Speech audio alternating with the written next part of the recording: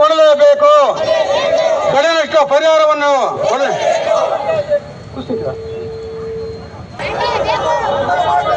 ರೈತ ಸಾಲವನ್ನ ನೋಡಿ. ಈಗಾಗಲೇ ನೀವು ನಿಮ್ಮ ಫೋಟೋ ಅಲ್ಲ, ನಾವು ಕುತ್ಕೊಂಡಿರೋ ಫೋಟೋ ಅಲ್ಲ, ಮುಖ್ಯಮಂತ್ರಿ ಪರಿಹಾರ ಕೊಡಲೇಬೇಕಂಬುದು ಕೂಡ ನೋಡ್ತಾ ಇದ್ದಾನೆ ಅಲ್ಲಿ. ನಿಮ್ಗೆ ಗೊತ್ತಾಗುತ್ತಲ್ಲ, ಅದಕ್ಕೆ ನಾವು ಎಲ್ಲಿ ಎದ್ದೋಗ್ಬಾರ್ದು ಅಂಬೋದು. ಈ ಜಾಗ ಫುಲ್ ಆದಷ್ಟು ನಮ್ಗೆ ಆ ಬೆಳೆ ಅರ್ಜೆಂಟ್ ಬೀಳುತ್ತೆ. ಮಹಾತ್ಮ ಗಾಂಧೀಜಿ ಬ್ರಿಟಿಷರ ವಿರುದ್ಧ ಹೋರಾಟ ಮಾಡಿದಾಗ ಪ್ರತಿ ಹಳ್ಳಿಯಿಂದ ಹದ್ದಾಣಿ, ಆಣಿ, ಬೊಟ್ಟು, ಒಂದು ಸೇರು ಭತ್ತ, ಒಂದು ಸೇರು ರಾಗಿ ವಸೂಲು ಮಾಡ್ಕೊಂಡು ಅದನ್ನು ಮಾರಿ ಇವತ್ತು ಸಂಘಟನೆ ಮಾಡಿ ಬ್ರಿಟಿಷರನ್ನ ನಮ್ಮ ದೇಶ ಬಿಟ್ಟು ಹೋದದ. ನೋಡಿ, ಬಂಡವಾಳಶಾಹಿಗಳು ಟಾಟಾ, ಬಿರ್ಲಾ, ಕಿರ್ಲೋಸ್ಕರ್, ಮಫತ್ಲಾಲ್, ಅಂಬಾನಿ, ಅದಾನಿಗೆ ಒಂದು ದಿನಕ್ಕೆ ಮೊಬೈಲ್ ಕರೆನ್ಸಿ ದುಡ್ಡು 1,500 ಕೋಟಿ ಲಾಭ. ಯಾರಿಗೆ ಮೊಬೈಲ್ ನಮ್ಮ ಹಾಕ್ಸಂತಲ್ಲ, ಕರೆನ್ಸಿ ಹಾಕ್ಸಂತವಲ್ಲ, ಆ ಕರೆನ್ಸಿನ ದುಡ್ಡು ಅಂಬಾನಿ ಅದ 20 ಗುಂಟೆ ಜಮೀನಲ್ಲಿ ಒಂದು DAP ಕಾರ್ಖಾನೆ ಮಾಲೀಕ ಕೇವಲ 10 ಎಕರೆ ಕಟ್ಕೊಂಡಿರೋ ಅವನು ಕೋಟ್ಯಾಧಿಪತಿ. ಕೇವಲ 10 ಎಕರೆಯಲ್ಲಿ ಸಿಮೆಂಟ್ ಕಾರ್ಖಾನೆ ಕಟ್ಕೊಂಡಿರೋ ಒಬ್ಬ ಕಾರ್ಖಾನೆ ಮಾಲೀಕ ಅವನು ಕೋಟ್ಯಾಧಿಪತಿ. ನಾವು 20 ಎಕರೆ, 30 ಎಕರೆ, 50 ಎಕರೆ ಕಟ್ಕೊಂಡಿರೋ ಸಾಲಗಾರರು. ಯೋಚನೆ ಮಾಡಿ, ಎಲ್ಲಿ ನಾವು ಎಡವಿದೀವಿ ಅಂತಂದ್ರೆ, ನಾವು ರೈತರು ಬೆಳಿತೀವಿ, ಔಷಧಿ ಹೊಡಿತೀವಿ, ಎಲ್ಲ ಬೆಳಿತೀವಿ, ಮಾರುಕಟ್ಟೆಯಲ್ಲಿ ಬಿದ್ದು ಹೋಗ್ತೀವಿ.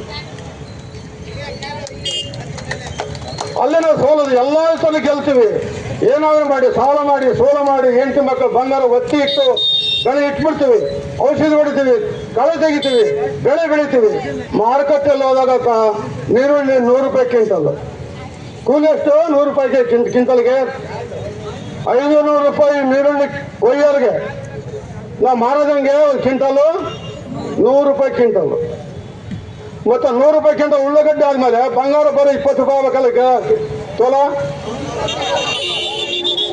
20 ರೂಪಾಯಿ ಅವಕ ಬೇಡ. ಮತ್ತೆ DAP ಗೊಬ್ಬರ ಬರೋ 5 ರೂಪಾಯಿ ಆಗ್ಬೇಕಲ್ಲ. ನೀವು ಸುಮ್ಮನೆ ಕೇಳ್ರಿ ನನ್ನ ಮಾತುಗಳು. ಮತ್ತೆ ಸಿಮೆಂಟು 400 ರೂಪಾಯಿ ಇದ್ದು ಬರೋ 50 ರೂಪಾಯಿ ಆಗ್ಬೇಕಲ್ಲ. ನಮ್ಮ ನೀರುಳ್ಳಿ 100 ರೂಪಾಯಿ ಕ್ವಿಂಟಲ್ ಆದ್ಮೇಲೆ ಒಟ್ಟು ತಿಂಬೋದನ್ನ ನೆಲಕ್ಕೆ ಬಿಸಾಕೋದನ್ನ 2,000 ರೂಪಾಯಿ ರೇಟು. ಯಾಕೆ ಇವೆಲ್ಲ ಆಗ್ತಾವಂತಂದ್ರೆ, ಅಂಬಾನಿ, ಅದಾನಿ ಇದಾರಲ್ಲ, ಅವರು ಸರ್ಕಾರ, ಕೇಂದ್ರ ಮತ್ತು ರಾಜ್ಯ ಸರ್ಕಾರಕ್ಕೆ ಕಪ್ಪ ಕೊಡ್ತಾರೆ. ಕಪ್ಪ ಮಾತಾಡಬೇಕು.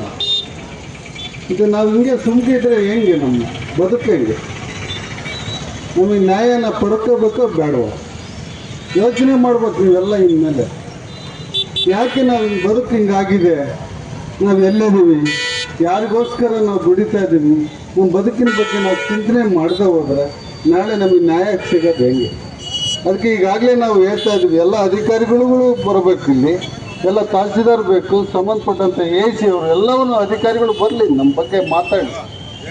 ನಮ್ಮ ಬೆಳೆ ಬಗ್ಗೆ ಅಥವಾ ಬೆಳೆ ವಿಮೆ ಬಗ್ಗೆ ಕೇಳೋರು ಹಂಗಾದ್ರೆ. ಅದರಿಂದ ಈಗೆಲ್ಲ ಹಿರಿಯರು ಮಾತಾಡಿದ್ದಾರೆ.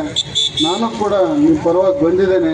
ನೀವು ಇರೋವರೆಗೂ ನಾವು ಇಲ್ಲೇ ಕೂಡ್ತೇವೆ, ನಿಮಗೆ ಪರವಾಗಿ ನ್ಯಾಯವನ್ನು ಕೊಡಿಸ್ಬೇಕು ನಾವು. ಅದಕ್ಕೆ ನಾವು ಇಲ್ಲಿ ಬಂದಿದ್ದೇವೆ ಅಂತ ಹೇಳ್ತಾ ನನ್ನನ್ನು ಮಾತಾಡೋಕ್ಕೆ ಅವಕಾಶ ಮಾಡಿಕೊಟ್ಟಿದ್ದಾರೆ. ಯಾಕಂದರೆ ನಾನು ನಮಗೆ ಶಂಕರಪ್ಪರು ಒಬ್ಬರು ಇದ್ದವರು ತೀರಿದ್ದಾರೆ. ಅವತ್ತು ನನ್ನ ಮೈಂಡು ಕೂಡ ಆಫ್ ಆಗಿದೆ.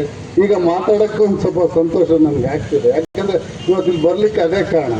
ಚೆನ್ನಾಗಿರೋದ್ರಿಂದ ಇವತ್ತೆಲ್ಲರೂ ನನ್ನನ್ನು ಕರೆದು ಇವತ್ತಿನ ಜೊತೆ ಮಾತಾಡೋಕ್ಕೆ ಅವಕಾಶ ಮಾಡಿಕೊಡ್ತೀನಿ. ಎಲ್ಲರಿಗೂ ಮಾತುಗಳನ್ನು ಮುಗಿಸ್ತೇನೆ. ಎಲ್ಲರಿಗೂ ದಯವಾದ.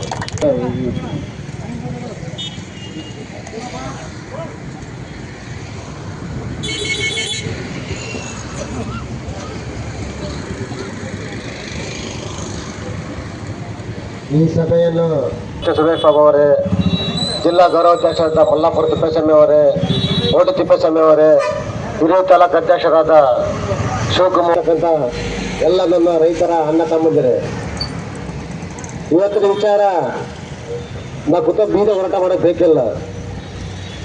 ಸರ್ಕಾರ ಕಣ್ಮುಚ್ಕೊಂಡಿಲ್ಲ, ಅಧಿಕಾರ ಕಣ್ಮುಚ್ಕೊಂಡಿಲ್ಲ. ದಿವಸ ಮಾಧ್ಯಮದಲ್ಲಿ ಪೇಪರ್ ನೋಡ್ತಿದ್ದೀವಿ. ಚಳಿಕೆ ತಾಲೂಕು ಯಾವ ರೀತಿ ಪರಿಸ್ಥಿತಿ ಆಗಿ ಚಳಿಕೆರೆ ಮೊಳಕಾಮೂರು